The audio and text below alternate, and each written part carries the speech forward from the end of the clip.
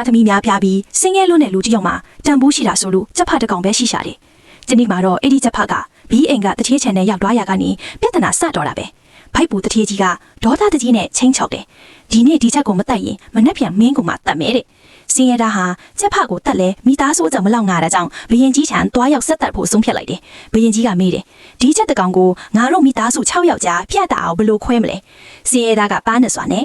ဦးခေါင်းကိုမိသားစုအကြီးကဲချစ်သူဘရင်ကြီးကိုပေးတယ်။တောင်မဲ့နှစ်ဖက်ကိုသမီးတို့နှစ်ပါးစီအိမ်တောင်ရက်သားကြဖို့ပြန်တန်းနိုင်ရန်အတွက်ခြေထောက်နှစ်ဖက်ကိုသားတို့နှစ်ပါးစီခိုင်မာတဲ့ခြေလမ်းများလှမ်းနိုင်ရန်အတွက်ကြံတဲ့အသားကိုတော့သူကိုယ်တိုင်ပြယူလိုက်တယ်။ဒီလိုအထိပ်ပေရှိရှိခွဲဝေမှုကိုဘရင်ကြီးသဘောကျပြီးလေယာမြေတွေစုချလိုက်တယ်။ဒါကိုမြင်တဲ့တထေးကြီးကမနာလိုဖြစ်ပြီးစစ်ဖာ9ကောင်ယူကနန်းတော်ကိုအပြေးလွှားသွားတော့တာပေါ့။ဘရင်ကြီးကတထေးကြီးကိုအခြေအနေပေးလိုက်တယ်။ဒီချက်9ကောင်ကိုငါတို့6ယောက်ကြားမျှအောင်ခွဲပေးမခွဲနိုင်ရင်ကြိမ်တန်90ခန့်စီ